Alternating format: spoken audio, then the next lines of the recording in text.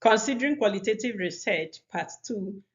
Qualitative research is what we are talking about here, not quantitative, because I know a lot of people understand quantitative, but they struggle with qualitative research.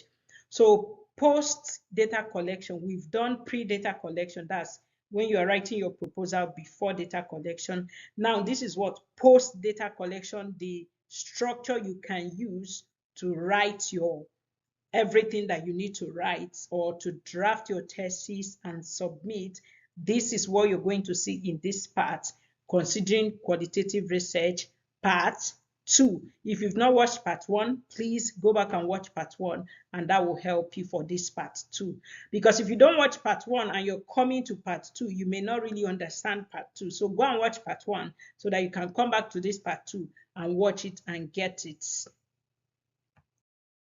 Now you can see the difference between the outline for proposal and the outline for your post data collection.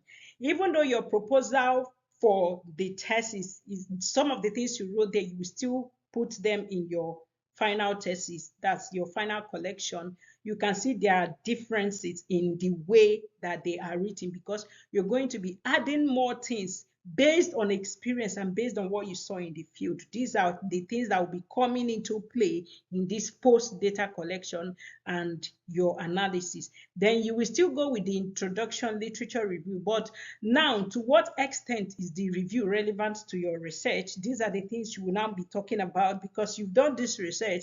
You are now seeing available literatures. You are seeing the literature gap. You're seeing what others have done. You're seeing what you've done. So the literature you are now reviewing is just to build on what you've already done. Those are the things you can do. Then reflexivity and positionality is now based on your experience of what you saw in the field and what existed in you before. So how can this help you? Let me give you an example. When I worked on my research, where I come from, there is nothing like home care or personal care homes where people drop older people for them to be taken care of.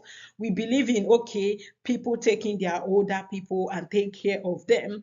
But that was the mentality and the whole thing I came with. But now I'm now in a place where it's not the order of the day. So reflecting on that, my existing experience and my position in it, do I like it, don't I like it, how is that belief system and value system going to affect the current research I am doing? So what will I do? I will now have to do what? Make sure that I put effort while I'm reflecting and my position previously, even as a medical doctor, what I used to know about older people. So what is the change? How is it affecting this, my current research in a new country that I'm not used to? So those are the things that reflexivity and positionality will help you to do so that you don't introduce bias to your work.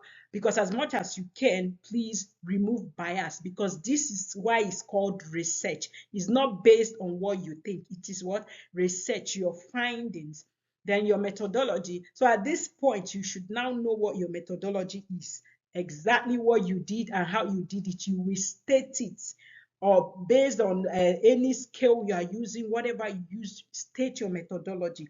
If it's a descriptive, you do it. If it's analytic, just whatever you used as your methodology, state it. Then your ethical consideration. At that point, if you use two-stage ethics approval or ethics level, like probably you got from the federal, state, university, state all the ethics approval or ethical consideration that you considered and used. Then critical analysis of your result. This one is very important because you're going to be analyzing your result based on your findings, comparing to existing literature, and even comparing views in your findings. Let's say you interviewed both male and female, and you notice that there are contradicting views between the males and females. You're going to analyze it. The thing is this: you will analyze the female perspective, analyze the male perspective, then bring the two perspectives together, put whatever is the difference. You will now do what? Critical analysis of whatever their perspectives are, or if they are the same, you also do what? Analyze it. That's the part of research that I really enjoy, because I'm a very good critical thinker. So I analyze both parts, then bring it together and do what? now bring, okay, these people are saying this, these people are saying this, but they are actually coming together to one point. Somebody can say pass through the left and you will get to the right. Somebody can say pass through the front and you will get to the right. So how are they seeing this? These are the things that do what? Your critical analysis of results will help you. And now, what are the main limitations that now happen when you're in the field? You propose the limitation that was going to happen. Now you averted that limitation when you went to the field because you already proposed it. What of those limitations that never came to mind, but now while you were in the field, you noticed such limitations existed? How are you going to deal with it, or how did you deal with it? So you're going to state that limitation. If you couldn't do anything about it, you will state you couldn't do anything about it. If there were things you did to avert that limitation, still state it. But most times in the field, you didn't prepare for that limitation. So I will I say 80% of the time, you may never really know what you can do about that situation. So what you will do, what you will put it as the limitation of your research. That does not invalidate your research. It just makes your research more real, because some of these limitations you don't even know they were going to exist. Then that brings you to what? To conclusion. You repeat. I used to say conclusion. That's why I'm laughing, because conclusion is more like repetition of your introduction, but with reference to details. So with everything that you've done, your study, the findings, everything, you bring them together, and you will now do what? And say, okay, now this is the conclusion of the whole matter. I found out that males say this, females say this, but their views contradicted here and their views aligned here. That's what your conclusion is about. And you just give your conclusion. Some conclusion may be longer because you may give some examples. Some conclusion may be shorter. Depending on what you are writing and the method of your writing style, you can do your conclusion and make it feel like conclusion is not where you go and start quoting literature, quoting somebody and all that. Conclusion is, what did you do? What did you find out? How is this interpretation helping, and what do you think this research concluded on? What is the findings, like all the findings, what are the conclusions? You just put it there. So that's why I said it's repetition of your introduction briefly, but with reference to details. Then you will now say, okay, in this work you have done it, and you have seen some things that, okay, this area could actually be researched, which is what the future work.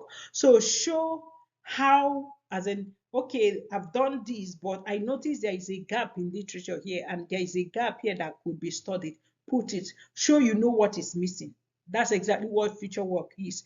Okay, I have done this study now, and I think there is something in this study that I could have done, but I didn't do it. So you can put that as your future work, not for you alone, but for anyone reading your research to see, okay, there is a gap in literature here. I think I can work on this. That's the essence of future work. Show you know what is what missing, so that other people can actually leverage it and work on that. Then that brings us to what? References. I've already talked about references. You could actually use Vancouver, NLM, APA, whatever the journal or your university says, okay, use this. So use exactly that. Then you can now put all your appendices together, which is what? All the nitty-gritty details that would clutter your eloquent manuscript. Remove them and put all of them in appendices, and that will make your work easy to read and easy to follow. Because when I'm reading your work and I'm seeing something blocking me each and every stage, and that doesn't make sense or does not add to what I'm reading or to the manuscript, I will easily get bored about the work. So put all your appendices, put everything that will obstruct a reader or make it difficult to follow. Put all of them in appendices. And that brings us to what? Plan your research or thesis with these in mind. So there are things that you have to have in mind when you are planning your research or your thesis. And these things are what questions do examiners ask? So for the PhD students that are going to be facing examiners, what you will ask yourself, with this my research, what questions do examiners ask? You may not know, and that's why it is important to meet those that have gone ahead of you and ask, okay, what were the questions you were asked that day? Remember, your questions and their own may not be the same thing, but knowing what they were asked could give you an idea when you are preparing for your thesis exam. So what should someone read? As in, why should someone read your thesis? Sorry, I mean, why should someone read your thesis? So you have to bear it in mind that this thesis has to contribute to the body of knowledge for people to be interested in it.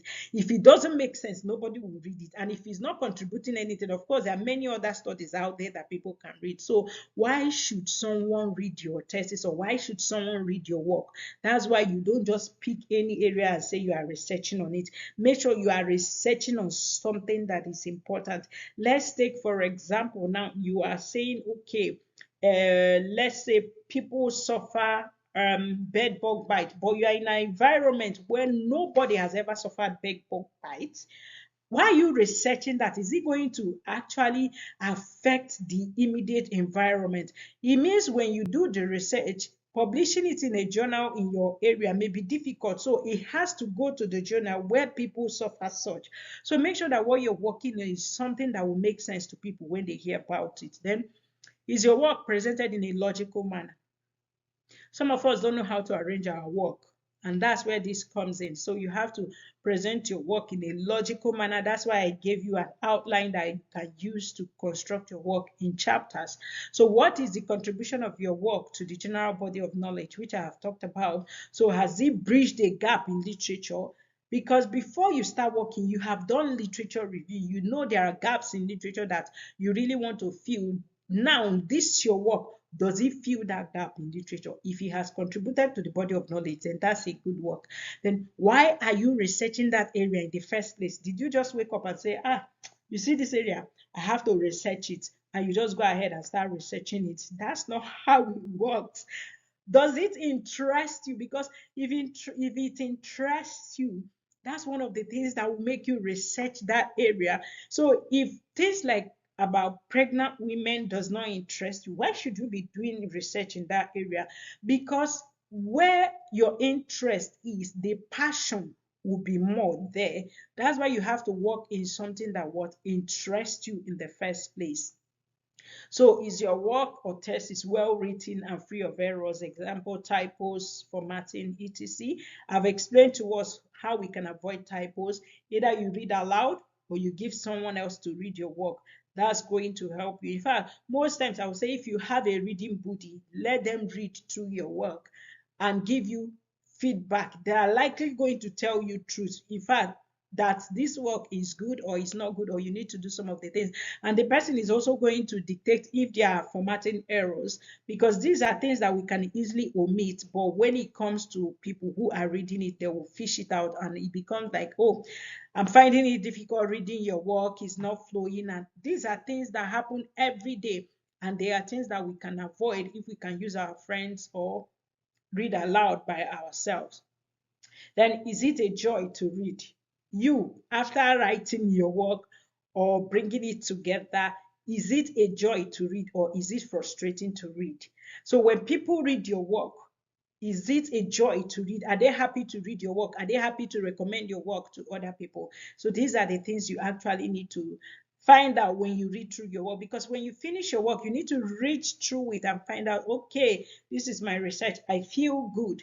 That's what I used to tell myself when I'm done with what I think, okay, I have really invested myself in. I'll read through it and ask myself, do I feel good reading it? If I do, it means another person reading through it will likely do what? Feel good about it. And that brings me to the end of this session. And I hope this helps someone achieve their qualitative research journey. And if this did anything for you, please like, share. Tell another person to join our channel. Let's build a community where people will actually get what they want. Enjoy your day.